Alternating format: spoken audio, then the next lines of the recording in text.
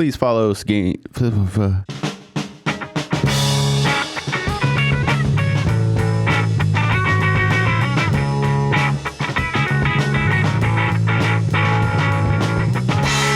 Welcome into the Gaming Discourse. I'm Tyler Frater alongside Richard De La Cruz. Hello. And Chief Engineer Lieutenant Commander Connor for Raider. Good evening. It is Monday, May 29th, 2023. Follow us on Twitter and Facebook at the Gaming Discourse. Go to our YouTube channel, YouTube/Gaming Discourse. There's a new video up. It's been up for about a week-ish, maybe a little bit more.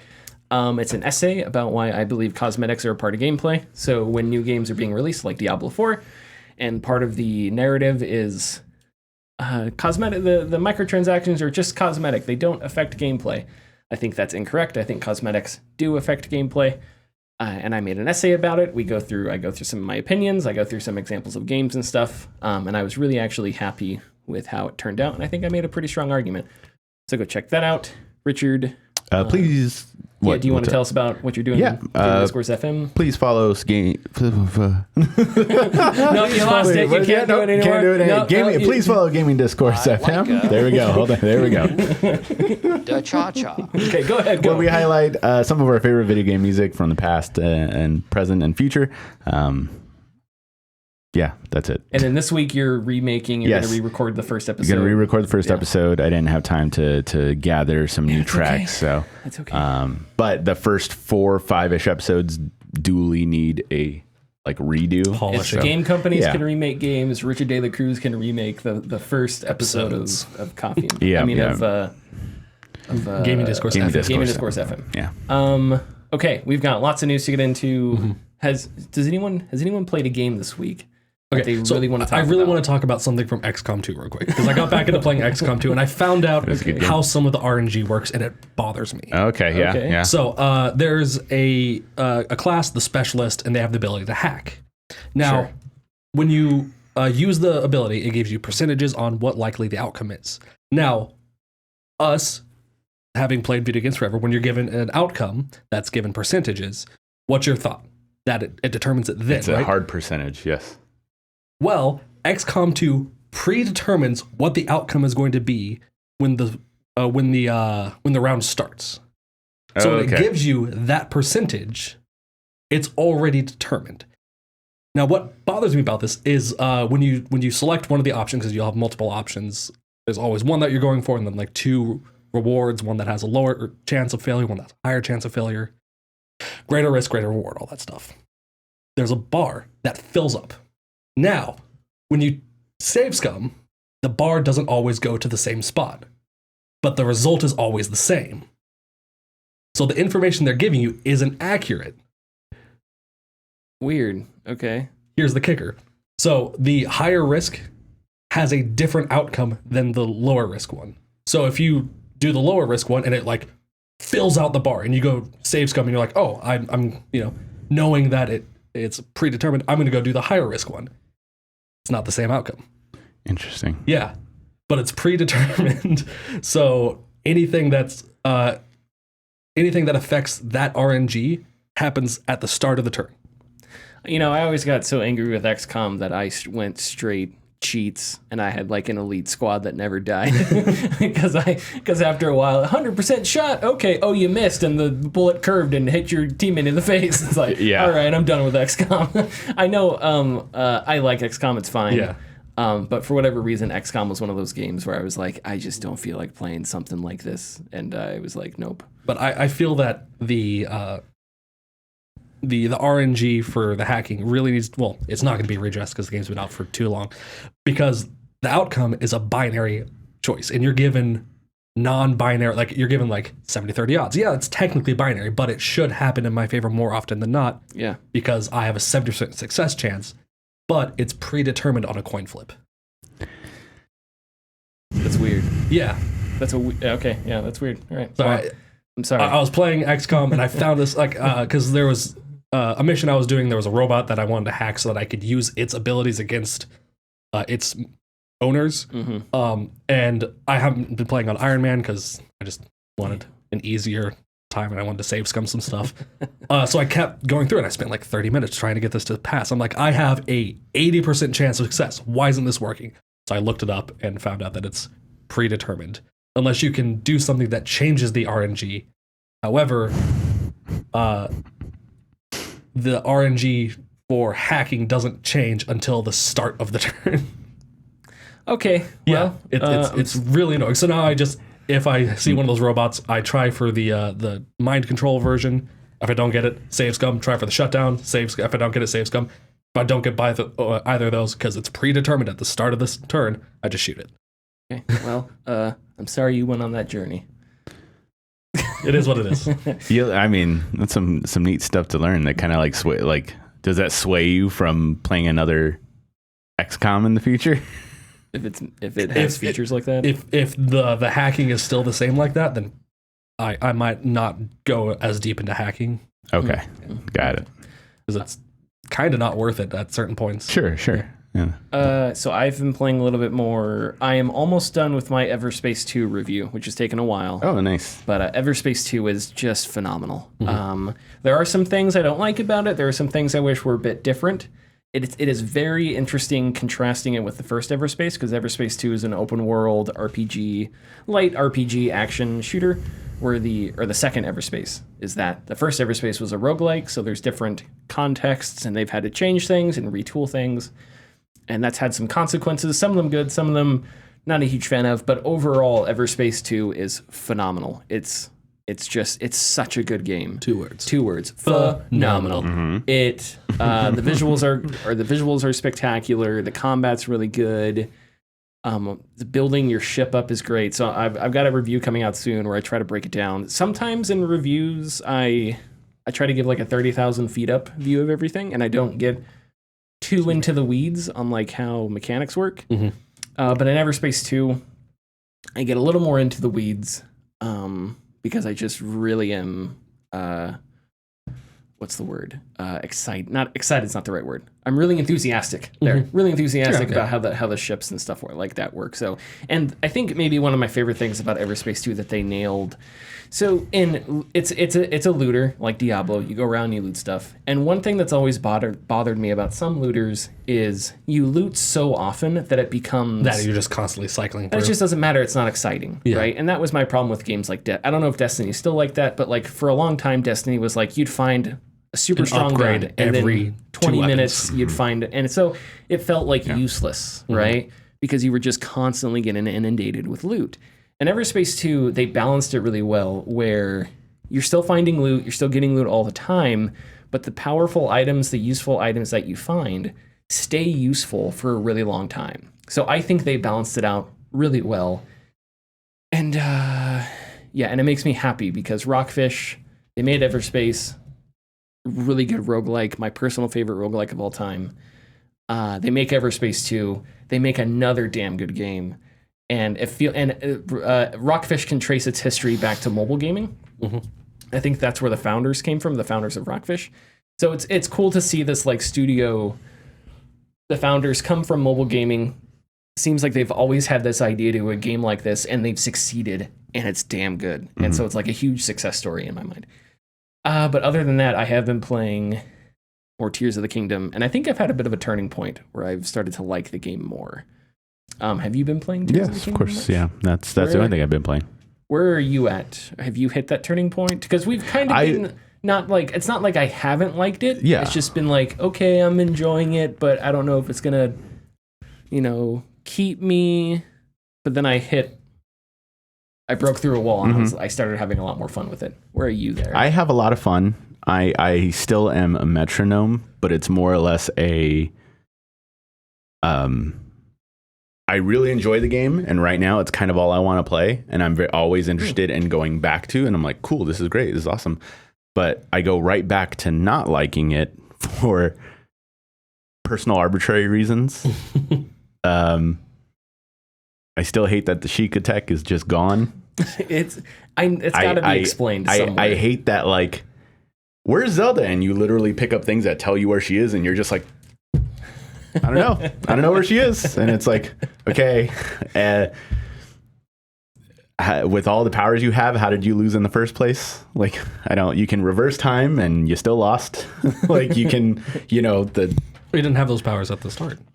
So why do you have them now? Like it's dumb. Well, because you went up You on the unlocked them on the at the tutorial. zone. Why couldn't you allow? Well, no, Because you weren't at the Zonai location, Richard. The Zonai had these powers because they give them to me. How did they lose in the first place? Like it's dumb. You can say that about a lot of games. Yes, yeah, I'm going to you can. strike that argument down. Strike it from the record. Sure. But a lot of the other stuff, I agree with you.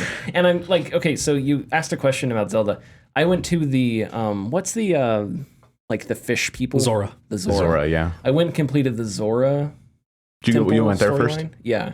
And it was really fun. And there was something I suspected about Zelda that I think was hinted at the beginning of when the story first started. But the Zora, some of the Zora story sequences give it just straight up tell you. Sure. They don't explicitly tell you, but they hint at it strongly enough that it's basically telling you. Yeah. I won't spoil it here, but it's interesting because I think I haven't played many Zelda games, but I think it's a little more complicated than some Zelda games, and it brings up some interesting questions. And I assume you guys have probably already been suspecting it and by watching some of the intro cutscenes, but again, I won't say what it is. But I agree. I'm sure there's a character somewhere that talks about where all the... I've heard it is a throwaway line. It is a throwaway line? Okay, so. and it's one of those things where it's like, okay, but it still feels awkward as hell. Yeah. It is a bit frustrating at how long it takes to do things as well for me. Okay. Because there's like specifically like I wanted to get more charges for my battery. And it's like, I need to find this place. I know exactly what I need to do. And it took me like, well, more time than I expected it to do in order to like do it. And it was just like, I can't play this game in like bite-sized sessions. Yeah. Which is unfortunate because, I don't have a lot of time in the first place. Mm-hmm. So, but I did beat the first quote unquote temple, which is more just a location, not necessarily like a... Which temple did you do? The... Rito, yeah. Okay. Yeah. Remember we talking about that last time. Yeah, which was fun. It was fun. I thought the controls made the boss fight a bit infuriating, but it was very fun, and I love the sidekick you get in that one. Well, don't worry. The Zora boss fight is brain off. Damn it. See, I enjoyed the Zora boss fight. I'm not saying it. Well, I wasn't. I didn't find it too fun because I had an abundance of what you need to beat the boss. So, yeah. So a little bit of that's on me because I collected like hell going up there. Yeah, but I don't think the Zora boss fight wasn't the finale was like because you have to do a few things to unlock the boss fight. Mm-hmm. So I feel like that whole sequence was really well done.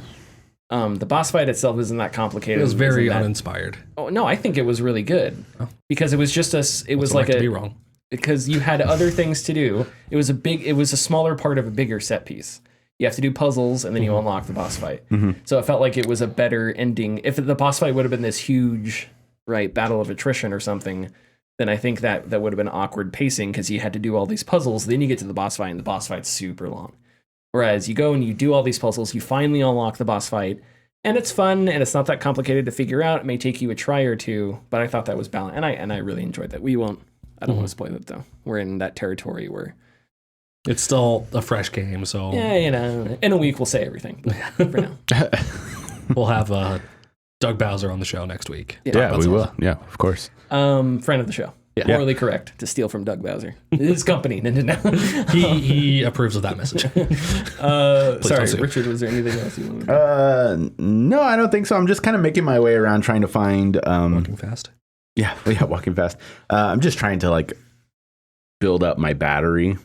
I can have more time to use certain things because I'm tired of running out gliding. In 5 seconds. I'm tired of gliding around, and I want to build the little hover bike and and have fun with that. Get to places quicker and stuff like that. But I need to go to the next important place, which I don't know what I'm going to do. Probably Gerudo. I think I'm going to go Gerudo. I wanted to talk real quick. Get your opinion. I've seen this fan theory floating around a few times, and in context, it makes sense with what's going on, but that Tears of the Kingdom is the precursor to Skyward Sword.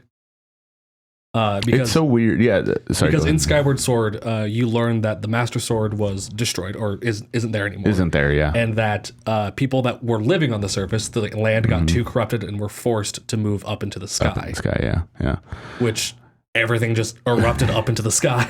And now there's this corruption going around. And that's another weird thing. Yeah. And sorry, go ahead. Well, it's very weird because I complained about this in the Mega Man Coffee and Pie that we're doing, the timelines. Because Skyward Sword, when it came out, was like, this is the first one.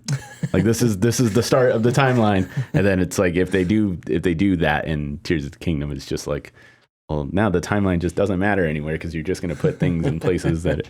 But I think that'd be very interesting. That does make sense, yeah, because the Master Sword was like decayed and like, which at least decrepit. I mean, at least it being the second one, which is the first one, yes, yeah, isn't as weird of story as Wind Waker, where the fish people, because the world was flooded, decided to evolve into bird people. Yeah, that's right. Yeah, yeah. I mean.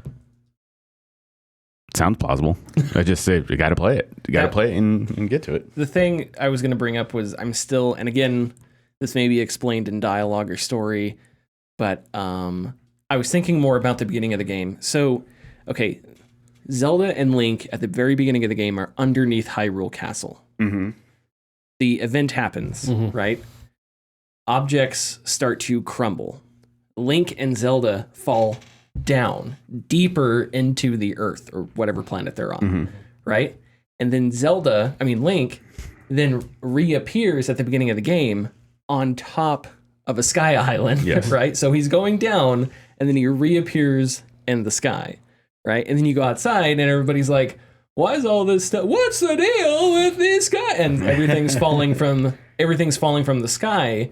But when you look around at the ground, it seems like nothing. Hyrule Castle has like lifted up from the ground, and there's holes in the map leading to the underground portion. Yeah, but where all these things are falling from, it doesn't seem like they came up from underground and then like fell back down. Yeah. So there's this weird geography that I haven't quite figured out yet. I'm gonna chalk that up to the map designers didn't want to carve out locations. And sure, yeah. And it may have been some. The guy you meet at the beginning may have said something like, I transported you here and I just don't remember. I don't know. So that may just answer that. But anyway, the whole geography of it is still really weird.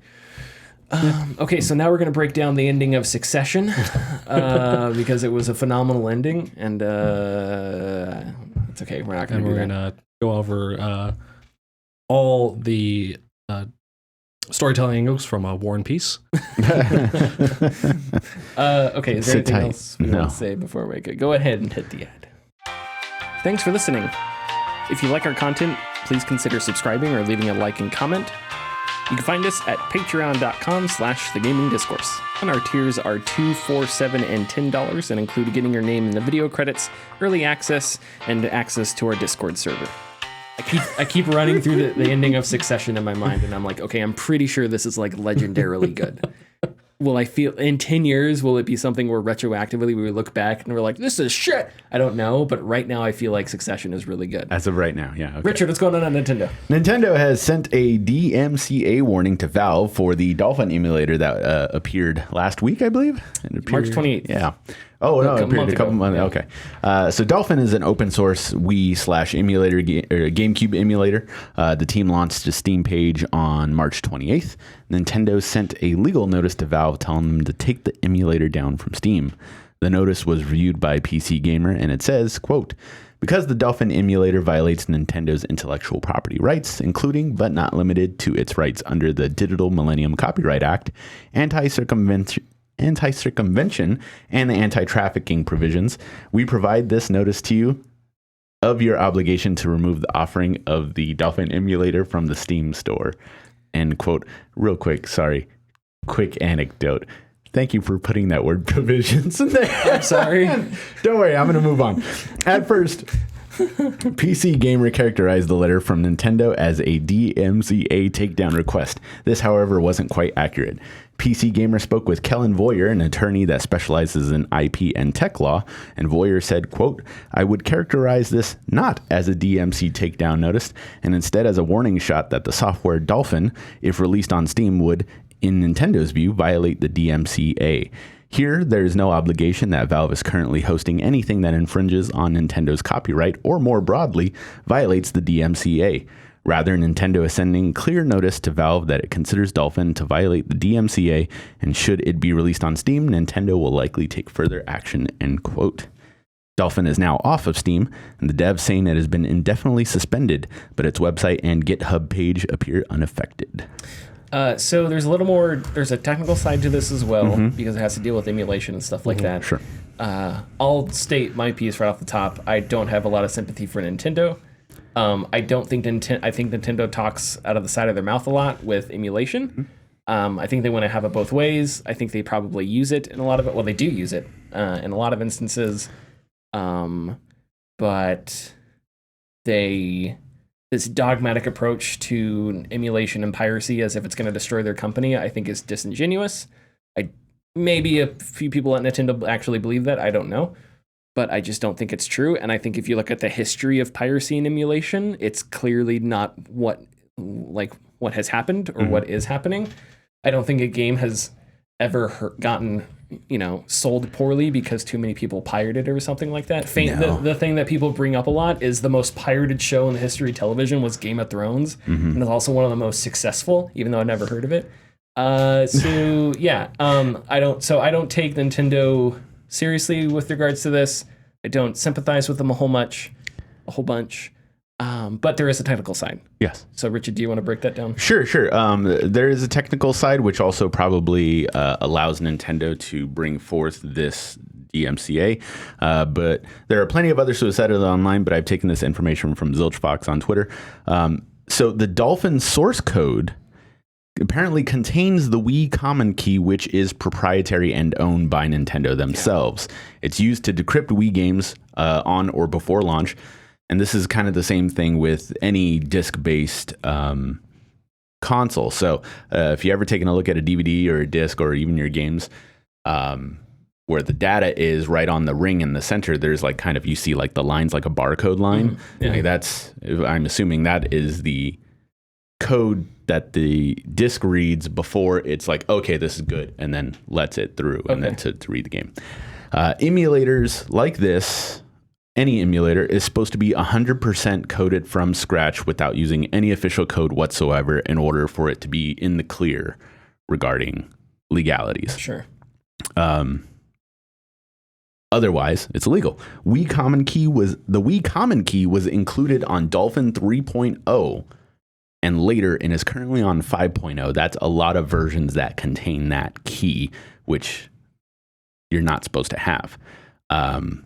So on disc-based emulators, you are a little bit aware. I taught you a little bit about this, but for PS2, Xbox, PS1, blah, blah, blah, there's something called a BIOS. And the BIOS is what makes that emulator run. You cannot have that in an emulator right out the gate. You have to provide that somewhere else. Otherwise, the legalities get screwy. Yeah, because technically, emulation is legal as long as specifically an emulated copy of a game is legal if you own the copy. Yes. But obtaining a BIOS is not legal, correct? That's a separate issue. Yes. Sorry, hold on. As long as they're separated and you get them separately, it's kind of like a workaround. Okay. It's like a backdoor, so it's not really that Okay. It is that wink, wink, you're doing something illegal type situation. I'm still trying to understand myself. But now that it's but if it's already included in the thing, that is the no, that's illegal. Okay, gotcha. This person's providing the lock, and then this is the key. You're buying them separately, and whatever. But if it's included together, that's when it's no, you're stealing. So, and in this case, they're using something that is usually, I don't want to say, but engineered from scratch rather than taken directly from the source, right? Yeah. Which, from a legal standpoint, may be a completely valid.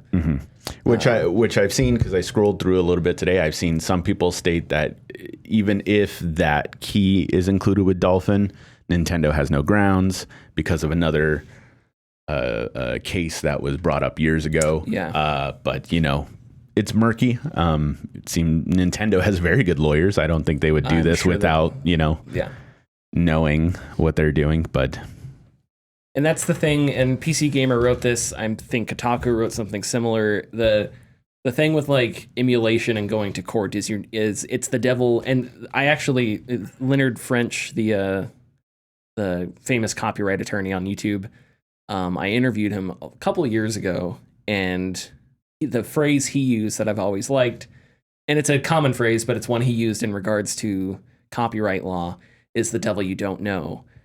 Because if this does go, if a case like this did go to court, no one really knows which direction it's going to go, but the resulting fallout from it could either drastically hinder emulation efforts, or it could drastically hinder the efforts of corporations to try and crack down on emulation. And emulation has won some court cases in the past, specifically with like Sony. So it's interesting that that was how this started. Yeah, with Sony. So it's interesting that Nintendo sent this like, hey, we're noticing you of a DMCA takedown notice, you know, because it's just an interesting thing. I don't want to read too much into it, but it seems like if Nintendo was 100%, like 1,000% confident, why not just go straight nuclear as opposed to, hey, Valve, we're going to warn you about our warning. You know, I don't know. But I don't know if Nintendo really wants to keep it to make it a big. They're making it a big thing in our realm, but I don't think they want to make it a big thing in like the media and mainstream news deal. So, but to the point earlier of their reasoning of how it hurts.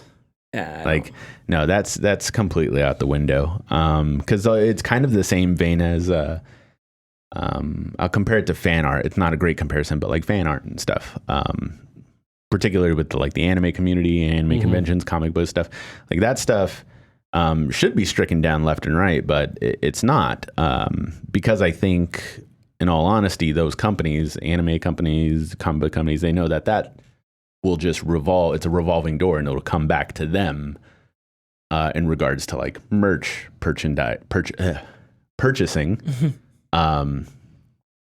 and support through other means. Yeah. So with video games, as much as emulation is really cool, and I like to do it, and most people like to do it, or a lot of people like to do it, most people can't do it, and they don't want to do it because it's a lot of technical. It is some work with certain things, but for a lot of things it's not, but it's just enough that the average person, it's outside the casual realm whatever of gaming, right?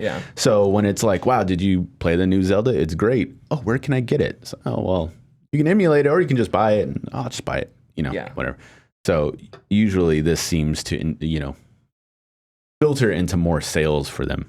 Like, it is a good thing, because you brought up the Game of Thrones thing. Like, regardless of it being pirated, like, it was still merchandise, crazy successful deals, movie deals, crazy. The worst thing about Game of Thrones was how it ended, which had absolutely nothing to do with its piracy. Right. So, but yeah, when Nintendo talks about like, this is creativity, protecting artists, and blah blah blah, I don't think that's true at all. I think this is a company that, on the outside, is like, whoa, look, Jack Black, 1,000 Koopa Troopers couldn't keep me. Like, it's all happy and smiles, but on the inside, it's darkly corporate, it's dogmatic, and they want to protect every inch of their IP as possible, even if in reality their company is not in danger at all. Yeah. And if they really cared a lot about these older games, they make them more accessible and easier. Yes. And right now, it's like you have to get a Nintendo Online subscription, then you get an access to a selection of games that you can play, instead of just being able to buy them. So, can you buy? No, you can't buy them. You can't buy them. Well, no, you can't. Yeah. Sony does that well, actually. I mean, not very. So Nintendo is providing the games somewhat well, like the games that people want to play. There's definitely way too many that people want to play that they can't all provide, but there's no way to buy them. Whereas like Sony is providing games that people kind of want to buy, like there's the Resident Evil Director's Cut, Daxter, like with theirs, but you can buy those. Like, are they on the storefront? As soon as they release on the PlayStation Now or whatever, you can just buy them. Really? Yeah. So like Resident Evil Director's Cut is like $10 or $15. So like or something. Siphon Filter? Siphon Filter, you can buy just it. buy You it can just directly from buy the it. PlayStation Store? Yep. Oh, okay. Yeah. Cool. I didn't know that. Yeah, as soon as it's available on that service, you can just buy it. Okay. So- Yeah, and I think that's the way we prefer it. Right. And that is Sony does it, you know, in a good way but bad way. Nintendo does it in a good way but bad way. Okay, let's move on. Connor, you want to take us Yes. through the PlayStation show? So the PlayStation Showcase happened recently. Some highlights from that: Dragon's Dogma 2, Helldivers 2, Talos Principle 2, Ghost Runner 2. There's a lot of twos. Lots of There's twos. a lot of There's going to be twos. more of those. Alan Wake 2, Yeah. Assassin's Creed Mirage, Metal Gear Solid 3 and or Delta. Yeah, it's got the Delta symbol. Yeah. So. And they ended it with teasing Spider-Man 2, which is going to be featuring Kraven the Hunter. Oh, yeah. It looks great. Yeah.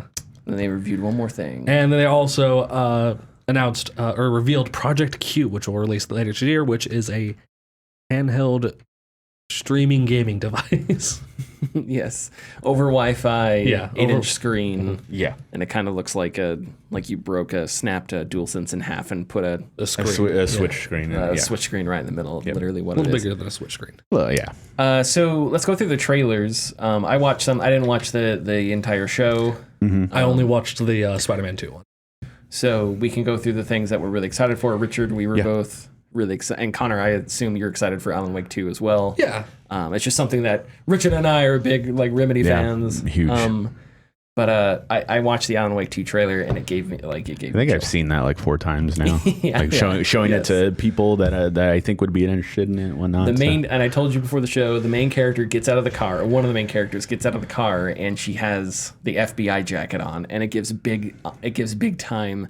A lot of Remedy's work, it gives off David Lynchian, right, surrealist type vibes. That's what they go for. But in that moment when she gets out of the car, it was like, holy shit! It's like, this looks like True Detective. Yeah. And then there was in the trailer, there's that shot of Alan Wake sitting at a desk and he's writing, and the camera is turning, Spinning. and he talks about how the book or the story he's writing is trying to murder people, and I was just like, oh, this is gonna be weird and surreal and horrific. And Yeah, see, I got especially excited. since they're leaning into the horror aspect this time around. Like the others were like suspenseful supernatural thrillers. Twilight Zone, where it's like creepy, yeah, but not straight up horror. Yeah. Which this one looked like horror, which I'm really excited Definitely. for. Yeah. Was there a trailer you wanted? That was the biggest one. I was actually very interested in Phantom Blade Zero. That it was a ancient China wuxia type swordplay game that had a lot of Sekiro vibes, but apparently it's not like that. It's kind of semi-open world. That one looked great. Helldivers 2 looked impressive. I never played the first one, but I forgot to watch that one. yeah, I have not played the first one, but it looked impressive. It's third person now. Yeah, it's third Oh, person. really? now. Yeah. Okay.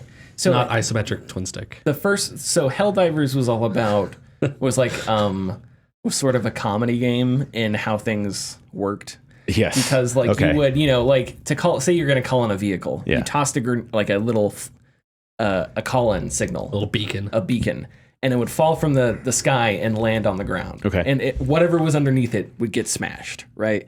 So it's like if Enemies you toss and allies alike. If you've tossed it and an ally accidentally walked underneath it, you kill your ally, when you died, the way you respawned in the game is you had to be called back in a drop pod, right? And these drop pods would kill you too. So it's like you would have scenarios where you fight a couple monsters or aliens and your teammate dies. So it's like, oh no. So you pull out a spawn grenade, you toss it, the drop pod comes, you make a mistake, and then you end up killing yourself with your friend's drop pod. Right. Chaos like that. Okay. And there's Dark all kinds comedy. of fun vehicles like walkers and tanks and cars Yes. and stuff like that. Yeah. And it was twin stick and it got really intense. So it was a fun tactical game, but it was also sort of like a comedy of errors type thing, because you would just accidentally kill each other in all sorts of ways. And that was just kind of like Starship Troopers is what it goes for. That's sort of like the satire is you're like this proud authoritarian regime that's going to kill the bugs. But all you do is end up just accidentally murdering each other and stuff like that. So yeah, that absolutely has the same, The trailer definitely was like that. Yeah. Good. So yeah, it started out. I actually thought at first it was a Starship Troopers game until like I saw the logo on the Marine and I was like, oh, that's the Helldivers logo. And Cool. yeah, it was Helldivers. So, but yeah, it looks. Which that Starship Troopers game came out or is coming out? It came out. Oh, it did come out? Off-World Okay. Industries. Yes. Yeah. Now we got 2 games where you got to kill the bugs.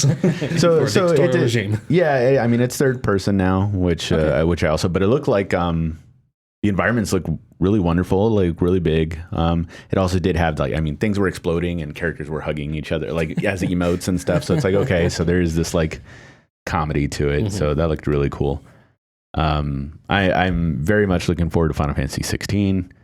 Assassin's Creed Mirage seems interesting. Leaks say that it's only going to be like a 15-hour game. It's like very focused on like stealth, like the original. Like apparently it's That's what I've heard. yeah. Apparently it's very much like the original Assassin's Creed. Do you think the original Assassin's Creed, I don't know, when I look back on the original Assassin's Creed, I feel like it was so innovative and I feel like people don't tend to remember it all that well, and I don't really know why.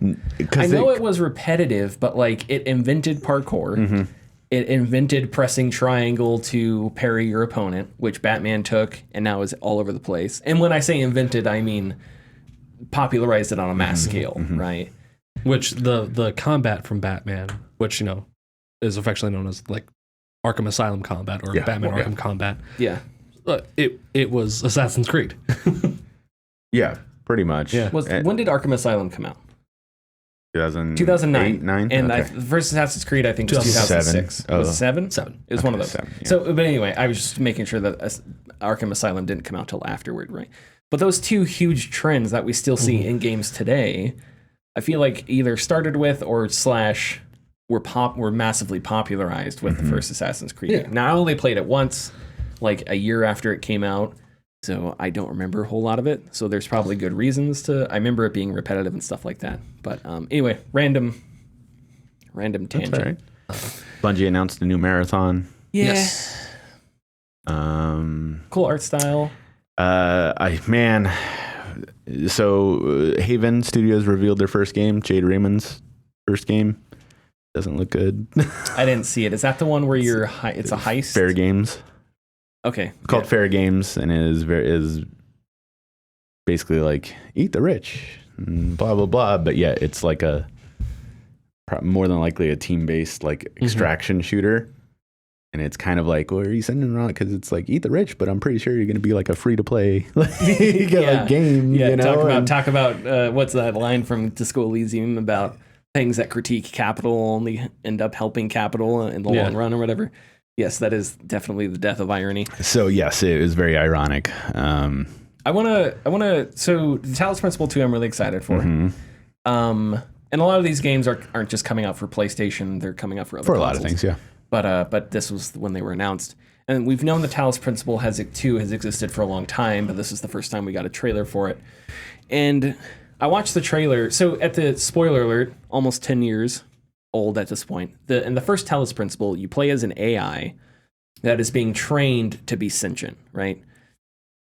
And you have to choose to defy a god figure and escape into the real world. So it's a philosophical puzzler and stuff like that. And it's one of my favorite games of all time. But when you finally exit the simulation, you enter out into the world. Humanity has died off from a disease.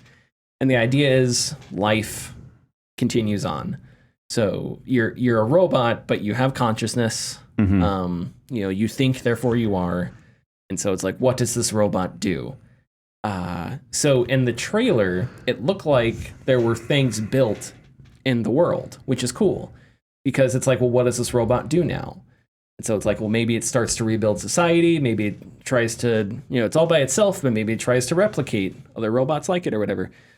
So I'm excited to see if they take the story that direction, how they continue on what they do, because outside of that, and the simulation that you were in collapsed. It was dying. It was ending. It ran for too long. It was collapsing. So if you didn't exit it, the implication was that it eventually collapsed and all life was extinguished. If you left it, it collapses. You're the last living organism on Earth. You have to living thing on Earth. You have to figure out how to propagate. So how do they bring back the voice in the trailer was the voice of Elohim, who, which is the Hebrew word for God, I think. But in the game, he was the voice that you had to defy. So if he returns in Talos Principle 2, it's like, is there another simulation out there that he escapes from? So it's like, what are the philosophical underpinnings of this one? I'm really excited to see. And how do they work in the puzzles? Because in the first game, the puzzles were these elaborate, crazy puzzles, but you were in a simulation. But now you're in the real world. So it's like, how are there puzzles out there? We'll have to see. So I'm really excited for that. Do you want to talk about Metal Gear Solid Delta? Yeah, sure. What do you want to talk? Because it's just it's so. I mean, hopefully faithful recreation of Metal Gear Solid 3, which of course I don't know about you, but my favorite Metal Gear. There. No, your favorite is the first one. You fucking hipster. I'm kidding. Metal Gear. Oh no, sorry, Metal Gear Solid. The MS on the MSX. No. So I think my favorite, just from a pure gameplay, I think the best Metal Gear Solid was Metal Gear Solid 3 across the board. Best storyline, characters, gameplay, everything under one umbrella. I think purely from a gameplay standpoint, it's hard to beat Metal Gear Solid 5. I agree. Because the stuff that you could do in that game, the weather effects, all that kind of stuff, is insane. But Metal Gear Solid 5's story was also like weird, and the characters were different for apparently no reason. It's interesting that they're remaking this one because chronologically, this is the first game in the timeline.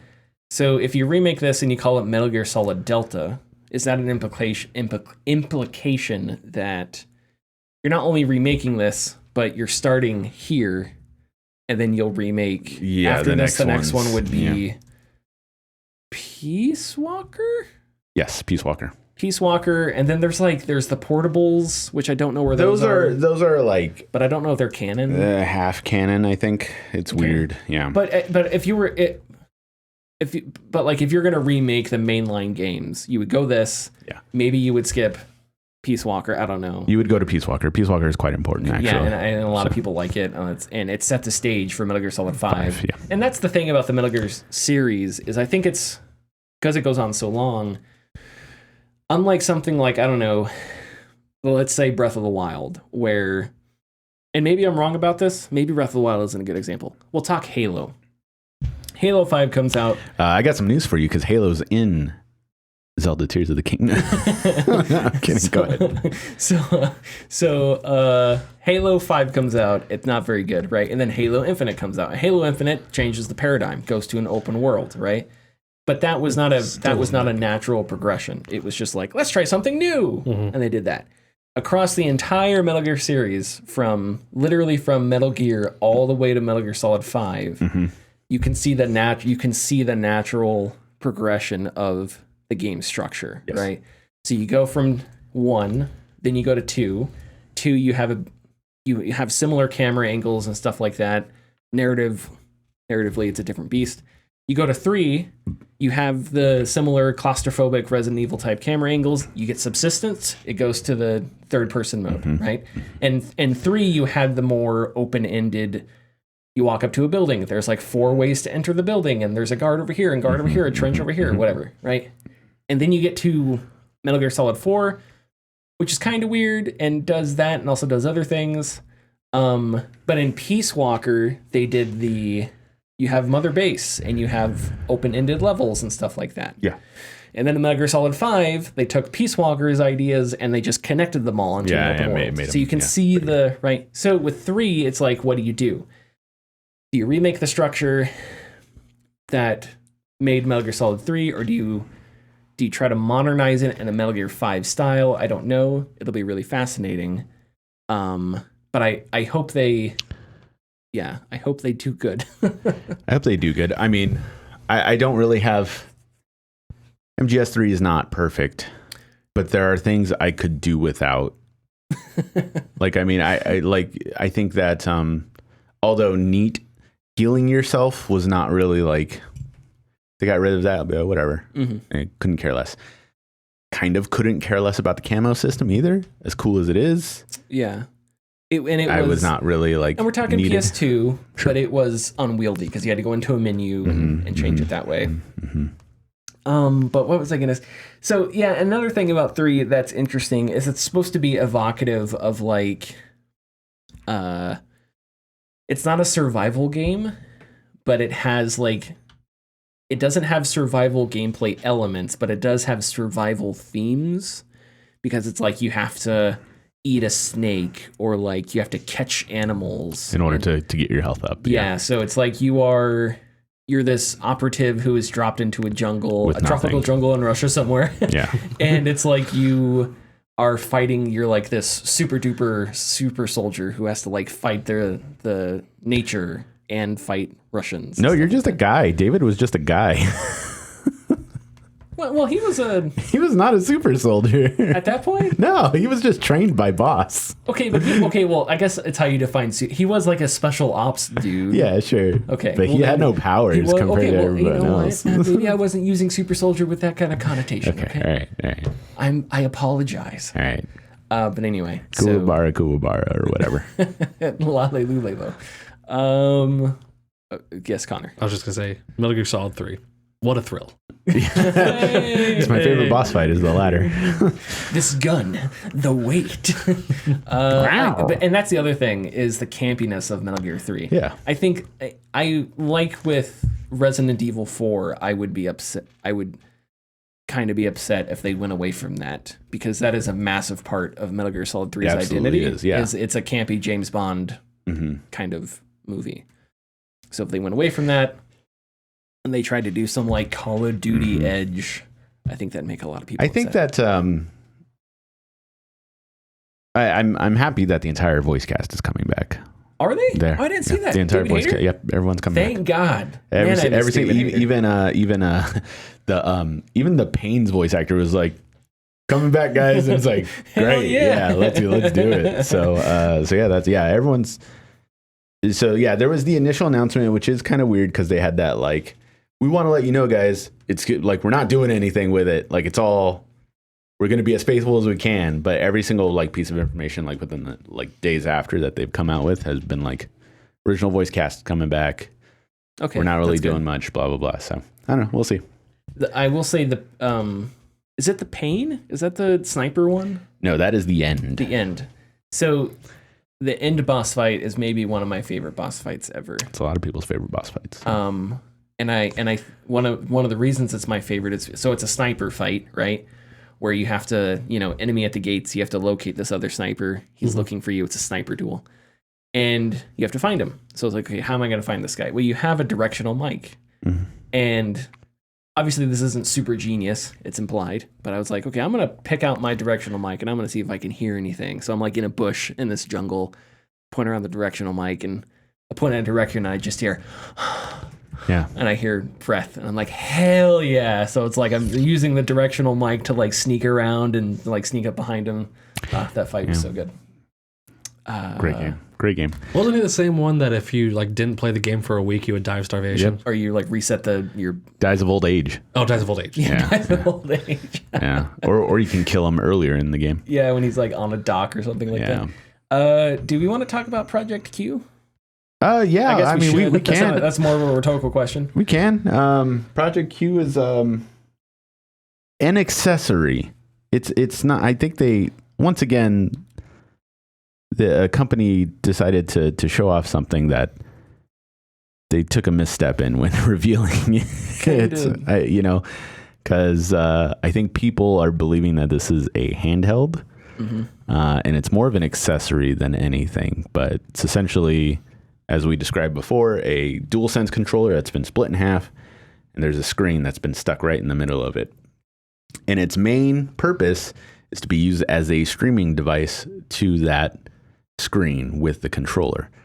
The only problem is your phone can already do that. That's why they have the app for it. Your iPad can already do it. That's why they have the app for it. Yeah. And I don't know if there's any other devices that use it, but... Can you do it to a desktop? I don't know. Through PlayStation. Well, I know you can do it through PlayStation Now. I don't know if you can do just your console, but that's besides the point. Yeah. The point is that it seems like it's a bit of a redundancy because, and you confirmed this, and I thought for sure I had seen it like at a Target before, but there's like a licensed plastic part that you can fit to a DualSense. Yeah, the backbone is what they call it. The and you can PlayStation put your phone backbone. on it, Yeah. and it's like, okay, so what about this is different? I don't know.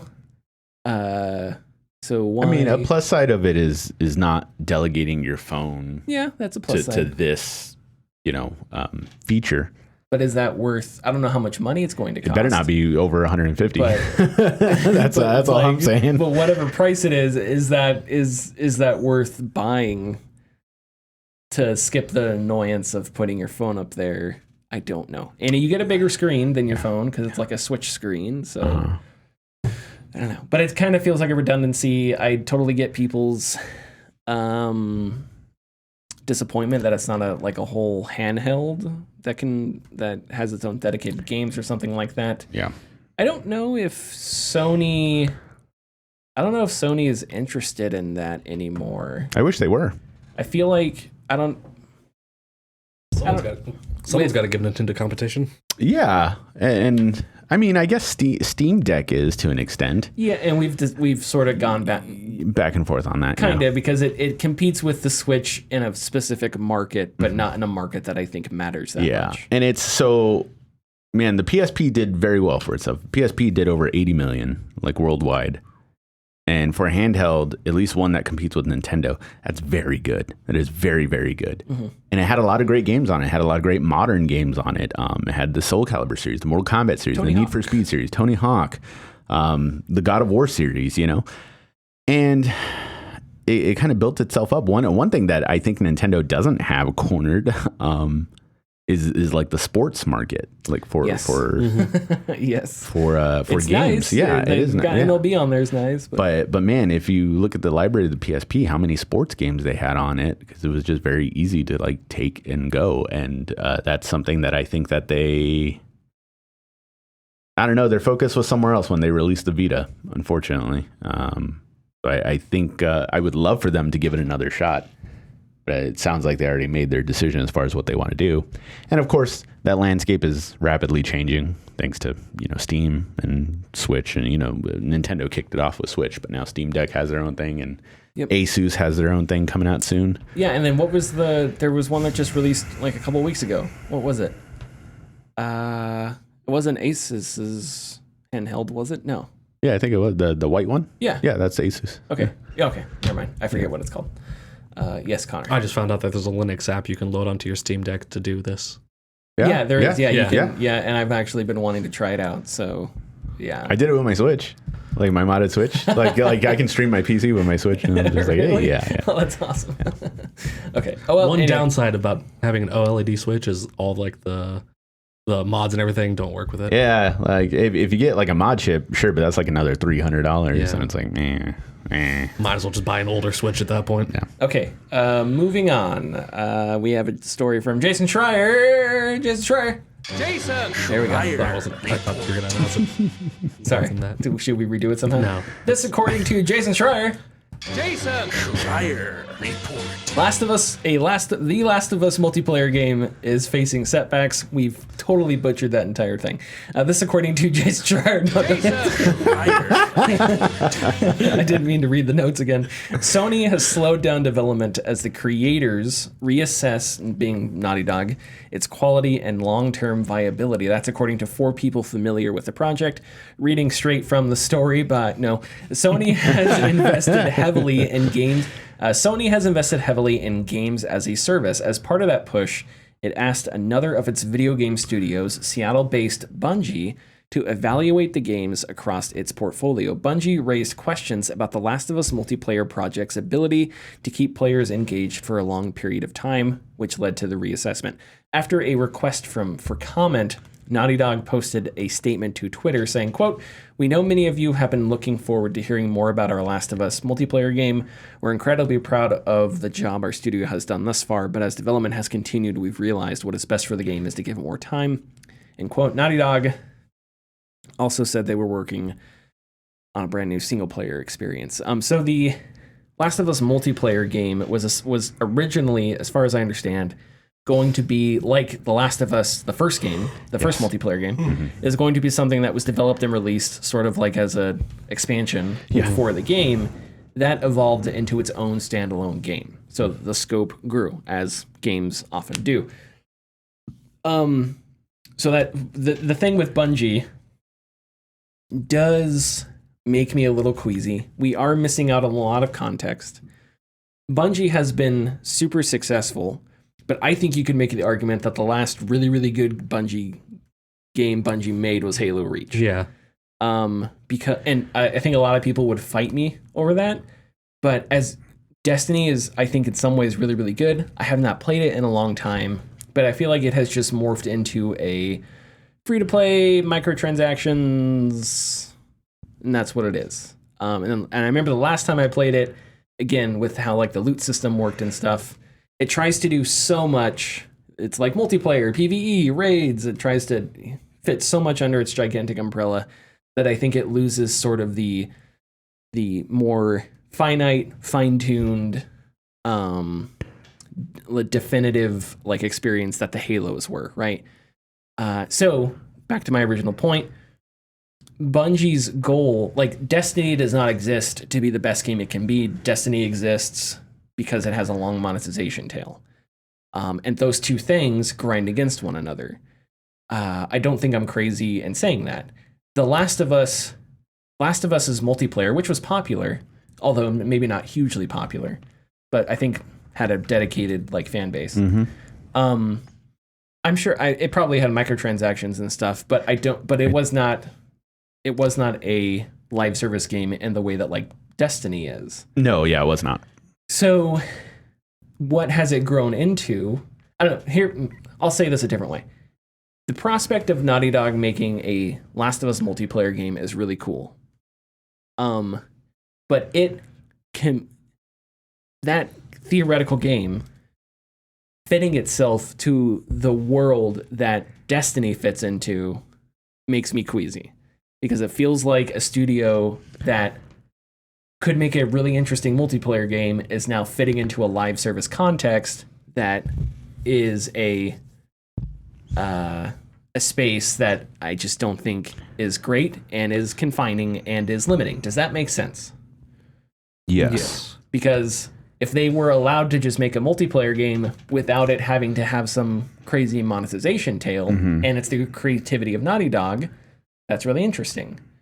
But if it's like, you have to do that, Naughty Dog, but also you have to fit it into this live service context, well, the live service context is just monetization tails. So it's like, well, now they have to fit it into a context that curtails the creativity, we don't have to worry about making money for 10 years, whatever. Yeah. Because it's a different multiplayer experience. Take this segment and make it later. Now, that is a lot of speculation because we don't know a lot. Yeah.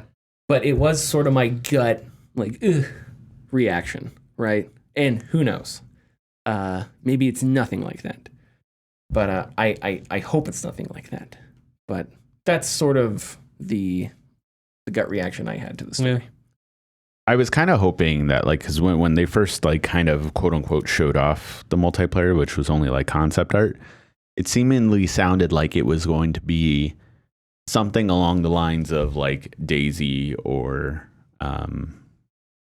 Rust. I know Rust doesn't have zombies really, but it seemed like it was going to be a kind of a live, open world-esque like multiplayer experience that you and your friends can like kind of get together and have fun with. And I myself is a big enjoyer of the first multiplayer game from on Last of Us Part 1. And this is actually something that me and a couple other friends were very much looking forward to. And I know they haven't like canceled it or anything. But now it is kind of like, what are you doing? Like, is it going to be something with, I guess, substance? The original multiplayer, along with the gameplay, it felt good to play. It felt not like Call of Duty. Like, you had to think about your moves. You had to think about where people were, because it was very much one or two shots and you're down. But it also very much relied on the help of your other players on your team. So it was very, very enthralling and fulfilling multiplayer experience. And whatever they make, I hope we get that again. But the discussion with Bungie, whatever it was, is worrisome because I don't think it's about how the game is going to play. I think it's about what the game is going to entail. That's a good way to put it. Regarding, monetization. Yeah. Which it did have monetization in the first game, but it was add-ons, which are microtransactions, but they're not exactly microtransactions because they weren't integrated into the game. It was a different paradigm. You could go. It was the deals, game. Yeah. The game did not exist to sell those microtransactions. Yes, yeah. Where I feel like the last time I played Destiny, it felt like a lot of the experience existed to funnel you into the monetization. Mm-hmm. And that's how free-to-play games work, because that's how they have to make money. And that's why when you make a free-to-play game, that's going to be the nature of the beast. Mm-hmm. Because you can't make Tears of the Kingdom free-to-play, because you can't monetize it, right? So you pay up front and you get Tears of the Kingdom. If you make Tears of the Kingdom free-to-play, you have to put things in there that incentivize monetization. Oh my God. There already is something in there. There is? The Zonai gotcha machines. Oh, okay. Well, yeah, but it's not connected to I know, but you could easily. You could, yes. But you know what I'm saying, right? Yeah. And as soon as you make it free to play, in this weird, bizarro hypothetical, as soon as you make it free to play, the game then becomes hindered, because it's no longer about how do we make this game good. It's how do we make this game monetized. And so again, I don't want to speculate too much. And people, I hope that Naughty Dog isn't like crunching like crazy on this, or that there isn't a bunch of turmoil or craziness. Yeah. Because Naughty Dog is one of those, great track record, sorted work history that you hope can improve and become better. And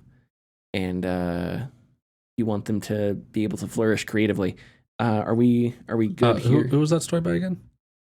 Oh, it was some guy named Jason Schreier. Jason Schreier. Okay. We're really proud of that. And like every Jason Schreier, there's a Jason Schreier story, but it's like, it's about it's crunch. super depressing. So we can't play this. But hey, this story, we can. It's not about crunch yet, so we can do some levity. Okay, are we ready for tidbits? Yeah, let's do it. What if I told you, in this world, there are bits and there are tids, and Richard is the only man who can put them together into tidbits. I'm gonna buy you guys like very strong magnets, like tidbits. You know what we need? So you just struggle to put them to keep them apart. We need T-shirts that have like tid and bit on like each side, and then in the middle it just says Richard De La Cruz, and it's like you're pulling them together. Dude, we're gonna make T-shirts out of this segment. It's one day. Amazing. Okay, cool. New Gaming Discourse merch dropping soon. I could have tied this in with the story earlier, but I didn't. But Alan Wake 2 will be digital only. Oh yeah, maybe. I did see that. Yeah. Wow, I missed some context here. Remedy put up a little Q&A about Alan Wake 2 on their website, to which they stated that Alan Wake 2 will be a digital-only game, and they stated a couple reasons, which I will list here. And they said, for one, a large number of people have shifted to digital-only. You can buy a PS5 without a disc drive and an Xbox Series S as a digital-only version console. It is not uncommon to release modern games as digital-only. And finally, we did not want to ship a disc product and have it require a download for the game. We do not think this would make for a great experience either. Not releasing a disc-based version helps keep the price of the game at $59.99 and the PC version at $49.99. What deal? $49.99. Interesting. Okay, so this is a publisher outright, and I'm assuming Remedy says it. I don't know who's publishing Alan Wake 2. I don't know if it's I'll get to that. Okay. But okay, continue. I'm sorry. Well, Connor's already looking up, but I'll tell you, it's Epic Games. Okay, yeah, that's right. Okay. Which, they could do it. But anyways, of course, slight uproar happened online with people begging for a physical release. THQ Nordic, one of their channels, piped in to Remedy and basically seemed to imply that they would help fund a disc version of the game. Weird. Which I thought was interesting. And then Shinobi 602, who is a very prominent gaming news outlet person on Twitter, had some quick info written down, comparing sales and stuff to different franchises.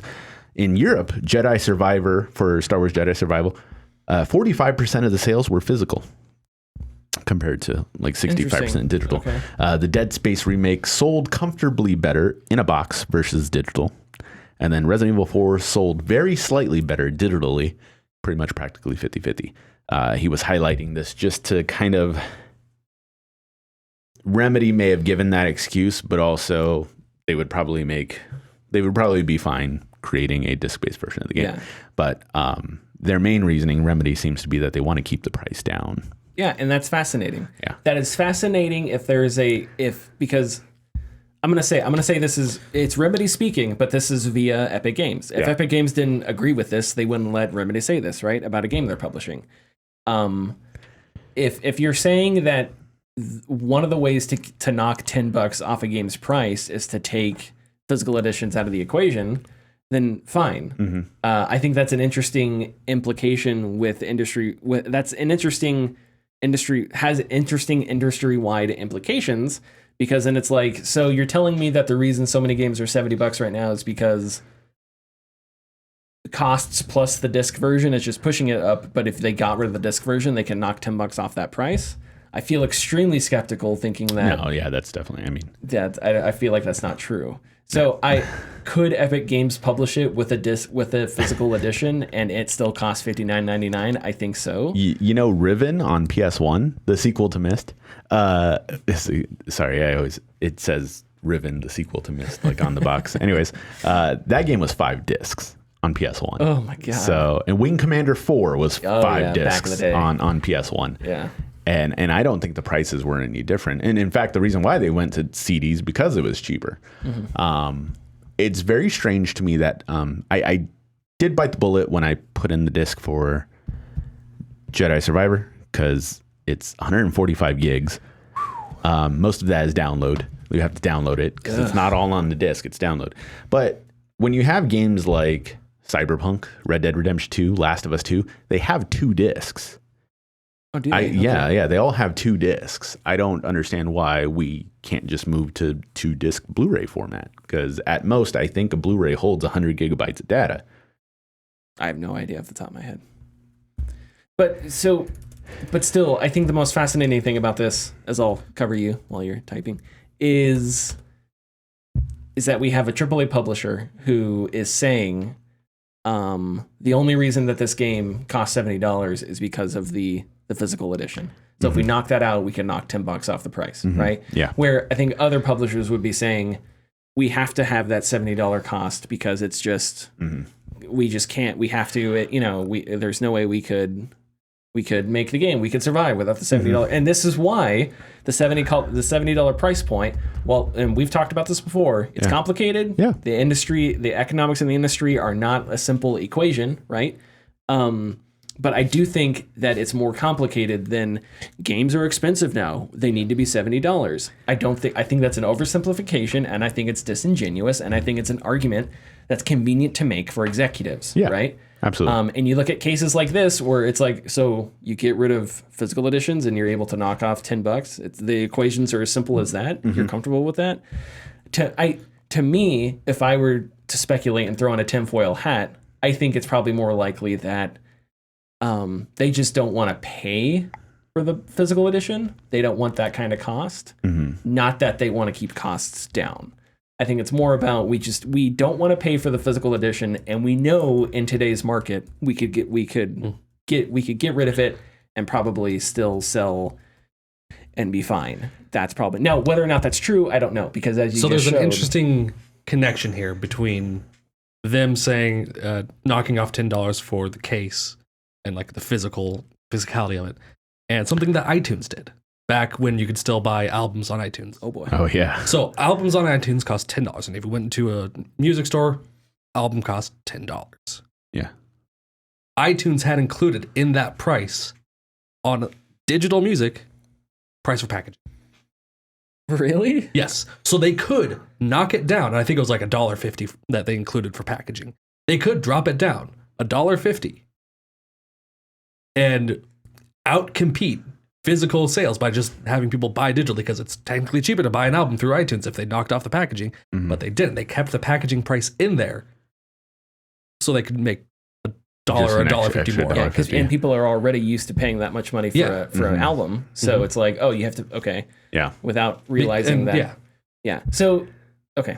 So there is very little merit to what they're saying by saying it, because I doubt it's that the math is as simple as this. Yeah. But there is precedent that companies have in the past included physical pricing for digital material. And if $70 is going to be sufficient to help the games industry, are we going to see a knockoff on microtransactions or any of that? Oh, no, of course not. So anyway, that's it. I did not know that. I am fascinated by that. I knew it was going to be that they said digital only. I did not know that it was going to be $59.99. I think that's really interesting. I do also want to say, we don't know. I don't know how much Epic's helping with them. Like Epic could be like, hey, we'll give you a little bit of development money if you just keep it on Epic Store or whatever, But I do know that with Control, they partnered with 505 Games to publish it and everything, and that kind of went south. Yeah, a bunch of weird stuff went down. And Remedy has had a track record of kind of struggling to make their games popular enough. I mean, Max Payne is very much adored nowadays. Alan Wake 2, to an extent, is popular enough, but it's not like mainstream popular. Hopefully Alan Wake 2 will change that. Yeah, and I think Control did well enough, but I found it did way better. And then not only that, like not only did 505 bungle up the first release of Control, they bungled the Ultimate Edition as well. And then it was like there was like the streaming version for the Switch. Yes. They did a bunch of weird stuff, and there were some controversies and yeah. So I think it sounds like Remedy might be footing most of the bill. And in this case, maybe them not doing disc will help them a little more, but we're not going to know the entire story, unfortunately. Well, whatever the case, I hope Alan Wake 2 is good, because when I look back on Control, God, just some of the cool, like I was telling you, just going through the Bureau of Control and some of the ambiences and atmosphere, just every now and then you would just stop in an office and it would just be so creepy and unsettling and surreal. So awesome. But and if you didn't see the news, they very much stressed that entire trailer was 100% like PS5. Like the whole thing was running on PS5. Was it gameplay or was it pre-rendered gameplay? on PS5? It was gameplay. Because it said gameplay trailer. Yeah, it was gameplay and running natively. Okay, interesting. Do we have another tidbit? Yeah, we got a couple more. Okay. Lots of folks online were disappointed about the PlayStation Showcase, with notable studios absent from showing, including Bend Studios, who has not made a game since Days Gone. And Jeff Ross, the game director of Days Gone, stated on Twitter that, I get a little bummed out from these PlayStation Showcases shows because they only remind me we could have had Days Gone 2 out a month ago if we had just stuck to our guns. Man, the Days Gone, I commend, I don't know if Ross was the guy that complained about Days Gone reviewers. I don't know either. Yeah, I think that was somebody else. I don't know if that was him. Yeah. But when it comes to them stating their displeasure for Sony, I give them props, because I kind of wish more people, and they don't do it for fear of retaliation, so I totally understand, but I do wish more people were open to just trashing the industry, because I think the industry deserves it. Days Gone I don't think was very good. It was okay. But from what we know, Bend Studios not working on their own game, right? Aren't they? They're working on something, but we don't know. Aren't they supporting something with Naughty Dog, wasn't it? I don't know. Oh, maybe. Okay, I don't remember. Don't take my word for it. Whatever. No, it was John Garvin who complained about the media. yeah, okay. Damn media. Oh, man. So there's a movie being developed about the start of the Madden series. Interesting. David O. Russell is set to direct and co-write a movie that will be based on the creation of the franchise, and I think a little bit before that, like what Madden was doing before that. I know what actor should play John Madden. Are you ready for this? Yeah. That's going to blow your goddamn mind. Uh-huh. John Goodman. Boom.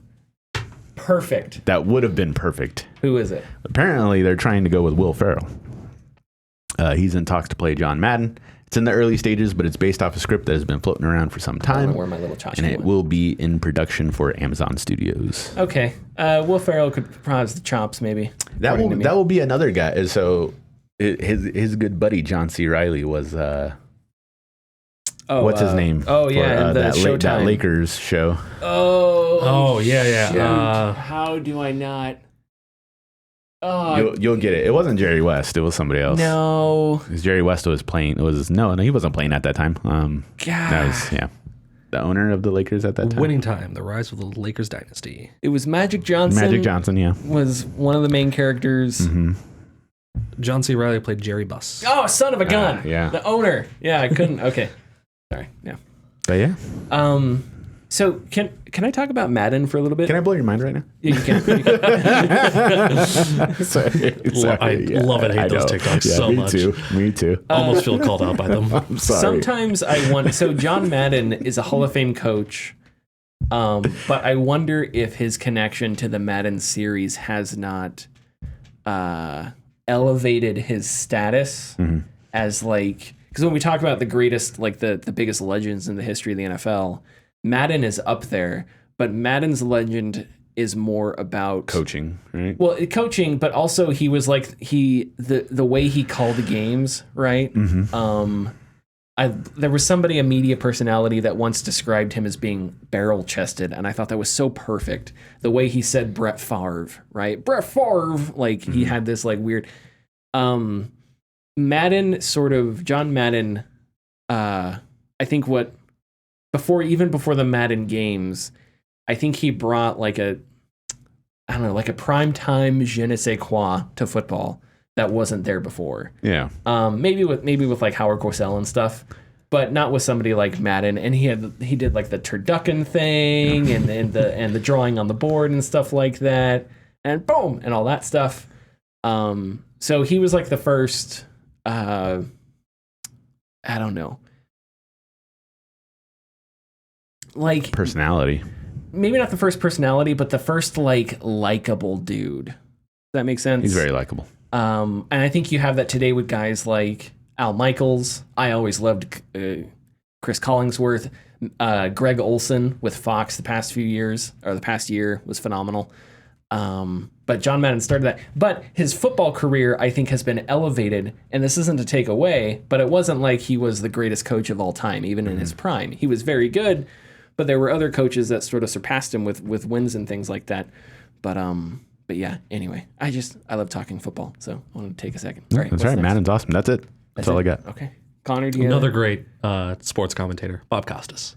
Bob Costas is another one. Solid commentator. Yeah, he's really good. He knows everything about baseball. I like Marv Albert. I'm kidding. This isn't my joke. This isn't my joke. But I think I can do an okay Marv Albert. So can I do it? I don't care. It's your show. Okay. I mean, it's our show, but it's your show. Okay, so let's say you go to dinner with Marv Albert, right? Here's how he orders his salmon. I'll have the salmon and risotto. That was pretty good, right? That's pretty good. Yeah, not my joke. That was pretty good. That's not my joke, but I think I can do a pretty good Marv Albert. All right, are we done? Yeah. Follow us on Twitter and Facebook at The Gaming Discourse. Go to our YouTube channel, YouTube/Gaming Discourse, Patreon.com/The Gaming Discourse. And we'll see you next time. Have a good one. Bye.